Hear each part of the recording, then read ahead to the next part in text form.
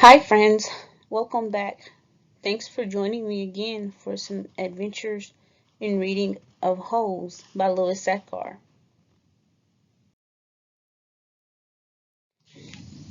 In previous chapters we learned that Stanley and Zero found a suitcase in a hole that they were digging and the warden wanted to take it, but there was a little problem. There were 8 lizards in that hole as well. Let's read to find out what happened after that. Chapter 47.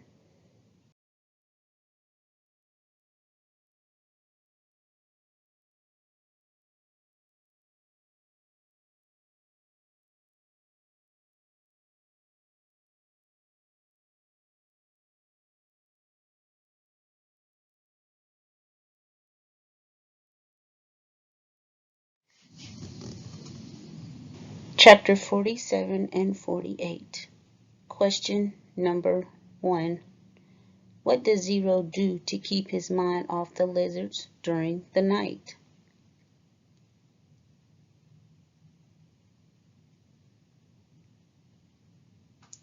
Question number 2. What small but important piece of information do we learn about the warden in this chapter?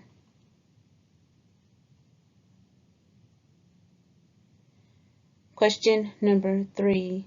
Whose name was on the suitcase and how could it be used to describe Zero's behavior during the night?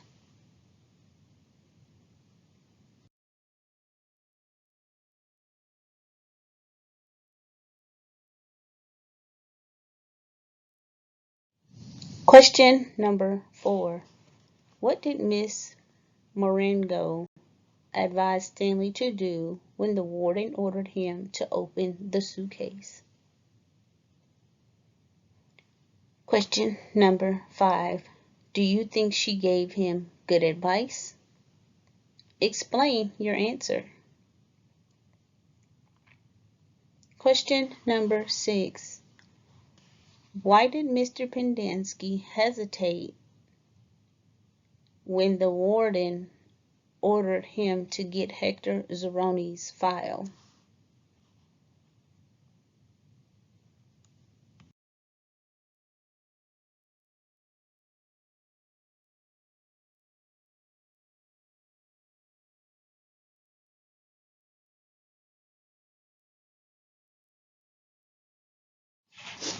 Chapter 47.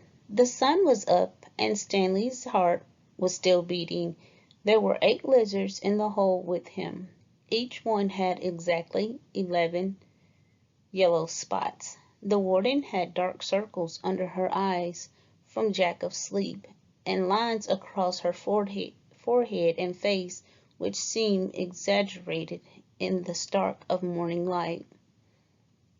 Her skin looked blotchy. Satan, said Zero. Stanley looked at him, unsure if Zero had even spoken or if he'd just imagined it. Why don't you go see if you can take the suitcase from Zero? The warden suggested. Yeah, right, said Mr. Sir. The lizards obviously aren't hungry, said the warden. Then you go get the suitcase, said Mr. Sir. They waited. Certainly, said Zero.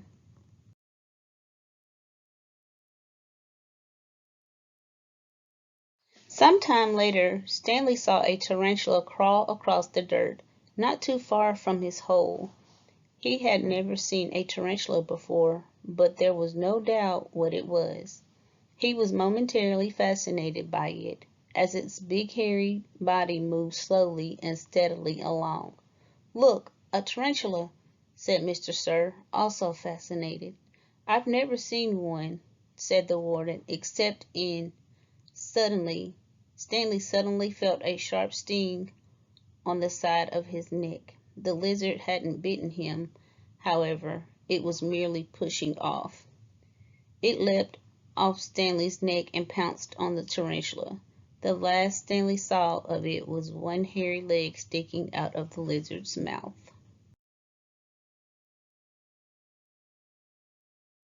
"Not hungry, huh?" said Mr. Sir. Stanley tried to return to the snow, but it was harder to get there when the sun was up. As the sun rose, the lizard moved lower in the hole, keeping mainly in the shade. They were no longer on his head and shoulders, but had moved down to his stomach, legs, and feet. He couldn't see any lizards on Zero, but he believed there were two between Zero's knees, shaded from the sun by the suitcase. "How are you doing?" Stanley asked quietly. He didn't whisper, but his voice was dry and raspy. "My legs are numb," said Zero. "I'm going to try to climb out of the hole," Stanley said. As he tried to pull himself up using just his arms, he felt a claw dig into his ankle. He gently eased himself back down. "Is your last name your first name backward?" Zero asked.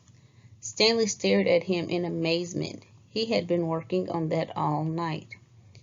He heard the sound of approaching cars. Mr. Sir and the warden heard it as well. "You think it's them?" asked the warden. "It ain't Girl Scouts selling cookies," said Mr. Sir. He heard the cars come to a stop, and then the doors open and shut. A little while later he saw Mr. Pendanski and two strangers coming across the lake. One was a tall man in a business suit and a cowboy hat. The other was a short woman holding a briefcase. The woman had to take 3 steps for every 2 taken by the man. "Stanley Yelnats!" she called, moving out ahead of the others. "I suggest you don't come any closer," said Mr. Sir. "You can't stop me," she snapped, then took a second glance at him wearing pajama pants and nothing else. "Well, we'll get you out of there, Stanley," she said. "Don't you worry." She appeared to be Hispanic, with straight black hair and dark eyes. She spoke with a little bit of Mexican accent, trilling her R's. "What in tarnation!" the tall man exclaimed.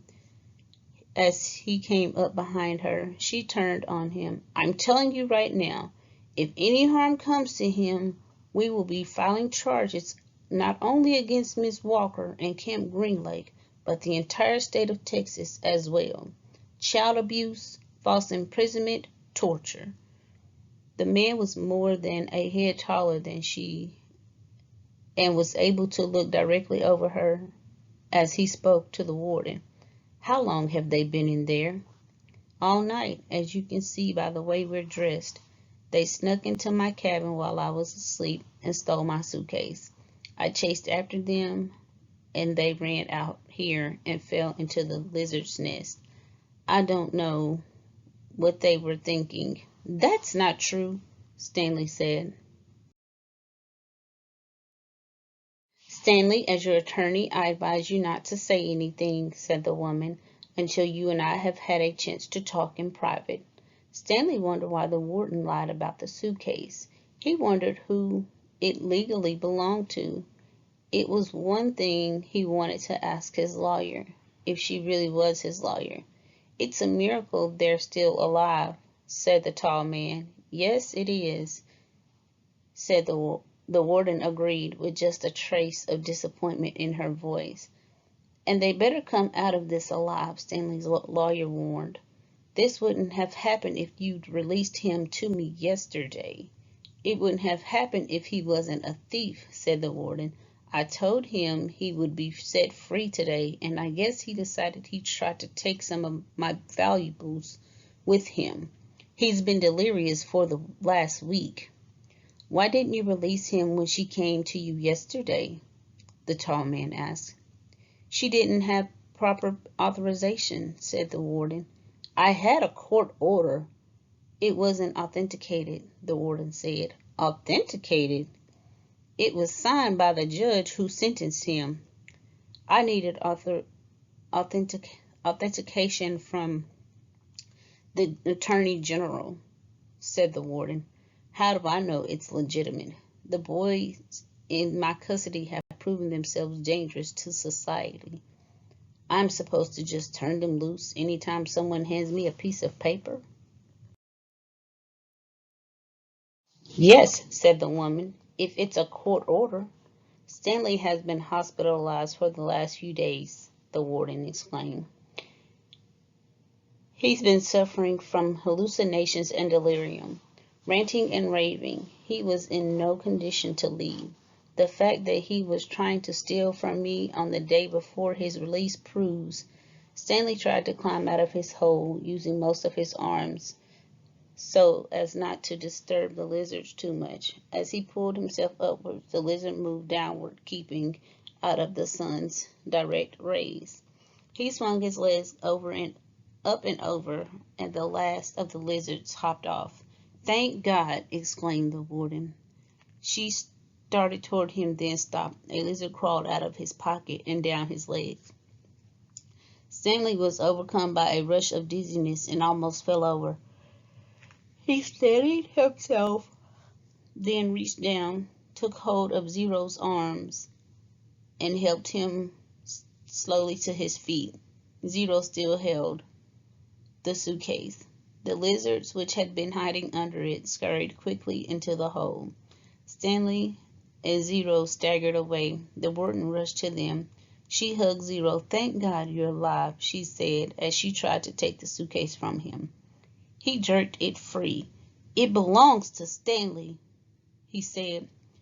Don't cause any more trouble, the warden warned. You stole it from my cabin and you've been caught red-handed. If I press charges, Stanley will have to return to prison.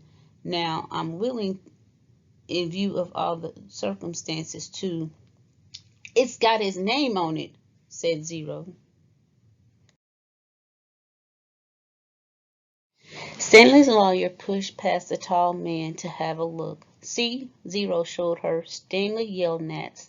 Stanley looked too. There in big black letters was Stanley Yelnats. The tall man looked over the heads of the others at the name on the suitcase. You say he stole it from your cabin? The warden stared in it as in disbelief. That's It's impos. She couldn't even say it. Chapter 48.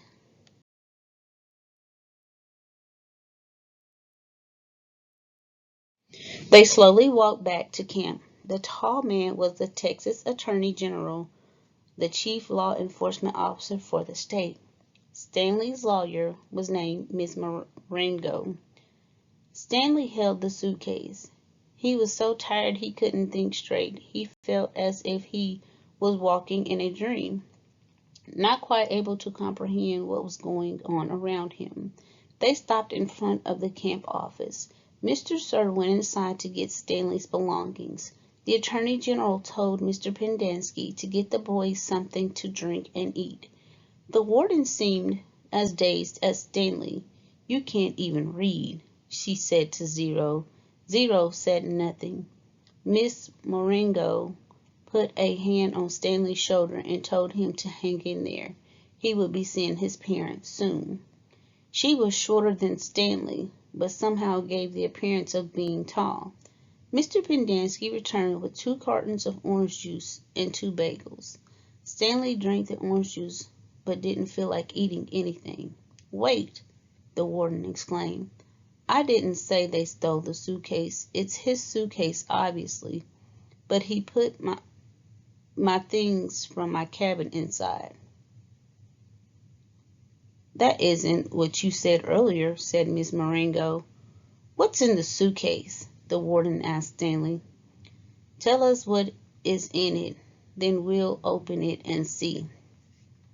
Stanley didn't know what to do. Stanley, as your lawyer, I advise you not to open your suitcase, said Mrs. Marengo. He has to open it, said the warden. I have the right to check the personal property of any of the detainees. I do know there aren't drugs or weapons in there. He stole a car too. I've got witnesses. She was nearly hysterical. He is no longer under your jurisdiction, said Stanley's lawyer. He has not been officially released, said the warden. Open the suitcase, Stanley. Do not open it, said Stanley's lawyer. Stanley did nothing. Mr. Sir returned from the office with Stanley's backpack and clothes. The Attorney General handed Ms. Marengo a sheet of paper. You're free to go, he said to Stanley. I know you're anxious to get out of here, so you can just keep the orange suit as a souvenir, or burn it, whatever you want. Good luck, Stanley. He reached out his hand to shake, but Mrs. Marengo hurried Stanley away. Come on, Stanley, she said. We have a lot to talk about. Stanley stopped and turned to look at Zero. He couldn't just leave him here. Zero gave him thumbs up. I can't leave, Hector, Stanley said. I suggest we go, said his lawyer, with a sense of urgency in her voice. It'll be okay, said Zero. His eyes shifted toward Mr. Pendanski on one side of him, then the warden and Mr. Sir on the other. There's nothing I can do for your friend, said Ms. Marengo. You are released pursuant to an order from the judge. They'll kill him, said Stanley. Your friend is not in danger, said Attorney General. There's going to be an investigation into everything that's happened here. For the present, I am taking charge of the camp. Come on, Stanley, said his lawyer. Your parents are waiting. Stanley stayed where he was. His lawyer sighed. Maybe I can have a look at Hector's file, she asked. Certainly, said the Attorney General. Miss Walker, go get Hector's file. She looked at him blankly. Well? The warden turned to Mr. Pendanski. Bring me Hector Zeroni's file. He stared at her.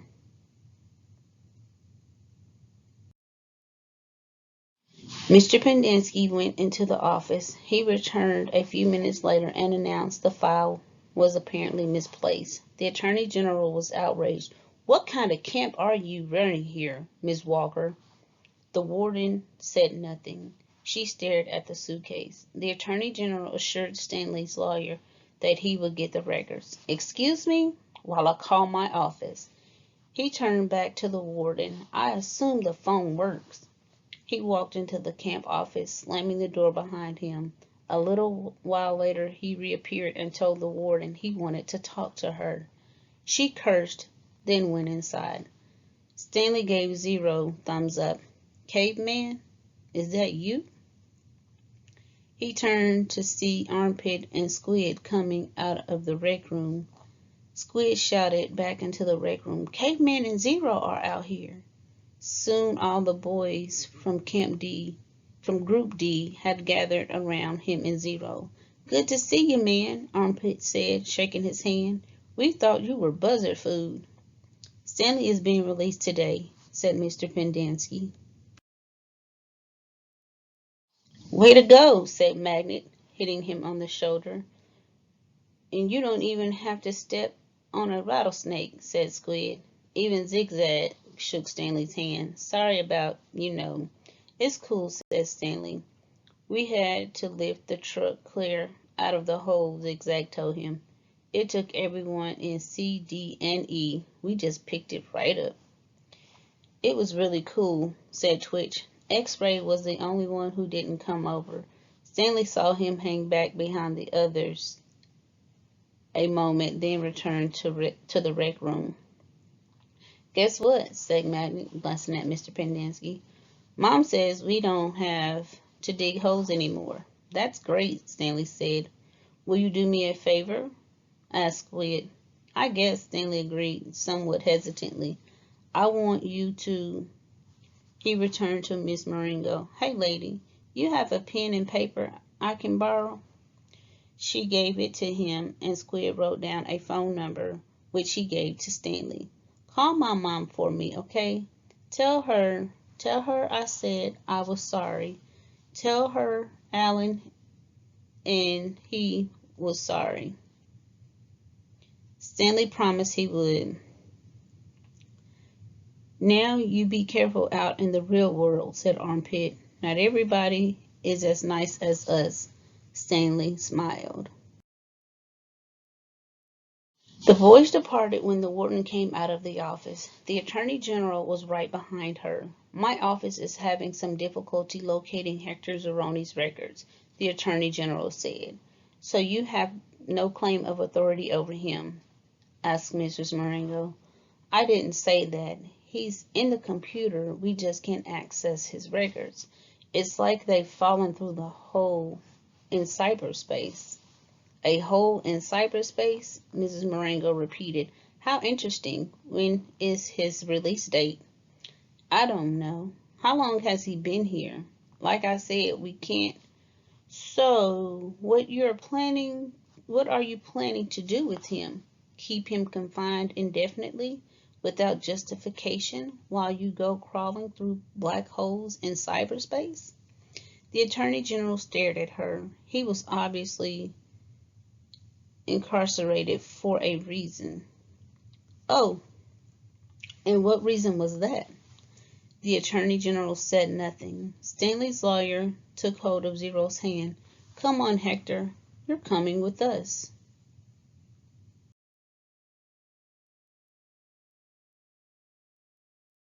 Hey friends, thank you for joining me again for chapters 47 through 48 of Holes. I hope that you enjoyed it.